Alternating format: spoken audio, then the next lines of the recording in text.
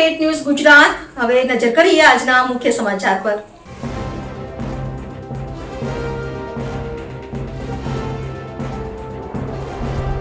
કોંગ્રેસના રાષ્ટ્રીય અધ્યક્ષ ખડગેના ગુજરાતીઓને અભણ કહેવા પર વિરોધ।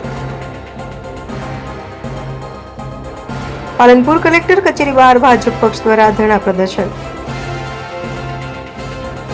મલ્લિકાર્જુન ખડગે માફી માંગેની કરી માંગ। જિલ્લા ભાજપ પ્રમુખ પ્રભારી સહિત મોટી સંખ્યામાં કાર્યકરો જોડાયા ધરણામાં।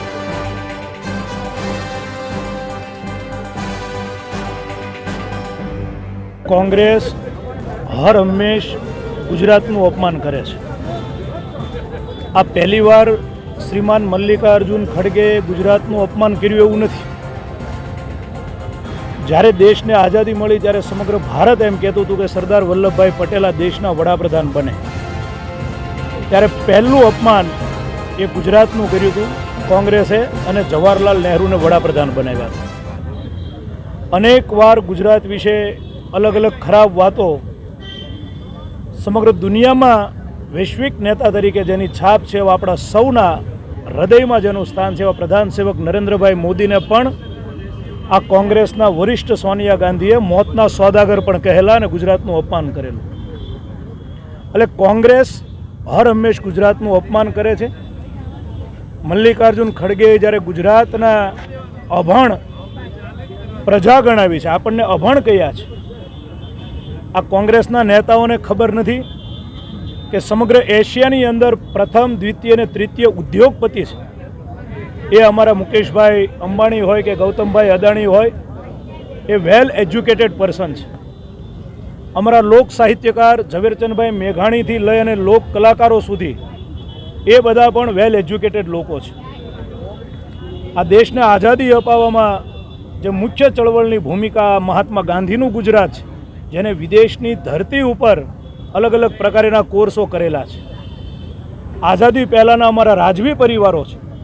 સૌથી પહેલું રજવાડું જે 1800 પાદરના ધણી અમારા કૃષ્ણકુમાર સિંહજી હતા, અખંડ ભારત માટે સરદાર વલ્લભભાઈ પટેલને આપ્યું એવા કૃષ્ણકુમાર સિંહજી હોય કે ગોંડલના અમારા ભગવતસિંહજી હોય કે અનેકવિધ રાજવી પરિવારોએ પણ વિદેશની અંદર અલગ અલગ પ્રકારના કોર્સ કરેલા છે। સમગ્ર ગુજરાતની અંદર સમગ્ર ભારત વર્ષના ઉદ્યોગ આજે આવી રહ્યા છે। એ શા માટે આવી રહ્યા છે? કારણ કે અહીંયા સુખ, શાંતિ અને સલામતી અને એજ્યુકેશન છે। પરંતુ આ કોંગ્રેસને દેખાશે નહીં। એને માત્ર ને માત્ર ગાંધી પરિવાર, આ દેશનું કેમ ખરાબ થાય, વિકાસની અંદર રોડા કેમ નાખવા, જેમ સતયુગની અંદર જ્યારે સારા સારા યજ્ઞો ચાલતા હતા અને એ પ્રકારે હવનમાં હાડકાં નાખવાનો જે એક વર્ગ હતો, એ પ્રકારે આ વિકાસની રાજનીતિ આજે સમગ્ર દેશે સ્વીકારી છે। નરેન્દ્રભાઈ મોદી સાહેબ અને અમિતભાઈ આ દેશ માટે, ગુજરાત માટે કામ કરી રહ્યા છે। આ કોંગ્રેસને પચતું નથી, માટે આવા છાશવારે નિવેદનો કરી ગુજરાતને બદનામ કરે છે, ગુજરાતની જનતાનું અપમાન કરે છે અને આ અપમાન ગુજરાતની જનતા સાખી નહીં લે। એટલા માટે આજ પ્રતિક ધરણા બનાસકાંઠા જિલ્લા દ્વારા સન્માનનીય અધ્યક્ષ કીર્તિસિંહ વાઘેલાજીની અધ્યક્ષતામાં પાલનપુર ખાતે આજે સૌ મંચ ઉપર બેઠેલા મોવડી મંડળ અને કાર્યકર્તાઓ દ્વારા આ ધરણા પ્રદર્શન કરી અને ખડગેજી અને કોંગ્રેસ માફી માગે એવું પત્રકાર અને અમે જણાવીએ છીએ। પત્રકાર મિત્રો એના માધ્યમથી અમને પૂરેપૂરું એવું ખબર છે કે તમે આ ગુજરાતનો જે અવાજ છે એ દેશ સુધી લઈ જશો અને કોંગ્રેસને માફી માગવી પડશે એવું આપ કરશો। ભારત માતા કી જય, વંદે માતરમ। નમસ્તે મિત્રો, કોંગ્રેસના રાષ્ટ્રીય અધ્યક્ષ શ્રીમાન મલ્લિકાર્જુન ખડગેજી દ્વારા કેરાલાની ચૂંટણી સભાઓની અંદર જે રીતે ગુજરાતનું અપમાન કર્યું છે, ગુજરાતની જનતાને મૂર્ખ કહી છે, ગુજરાતની જનતાને અભણ કહી છે, એને હું સખત શબ્દોમાં વખોડી કાઢું છું। આપણું એ ગુજરાત છે જે ગુજરાતે દેશને રાષ્ટ્રીય નેતૃત્વ મહાત્મા ગાંધીજીના સ્વરૂપમાં, સરદાર વલ્લભભાઈ પટેલ સાહેબના સ્વરૂપમાં, મોરારજી દેસાઈ સાહેબના સ્વરૂપમાં અને વર્તમાનમાં મોદી સાહેબના સ્વરૂપની અંદર સમગ્ર પ્રદેશને અને દેશનું નેતૃત્વ કર્યા છે।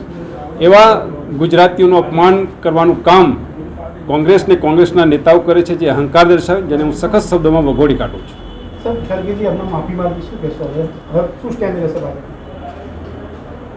કોંગ્રેસ એ વારંવાર ગુજરાતનું અપમાન કરવું, એનો ગુણધર્મ રહેલો છે. ગુજરાતની જનતા એને ક્યારેય માફ નહીં કરે. AB48 ન્યૂઝ ગુજરાત સાથે જીતુ સોલંકી, બનાસકાંઠા.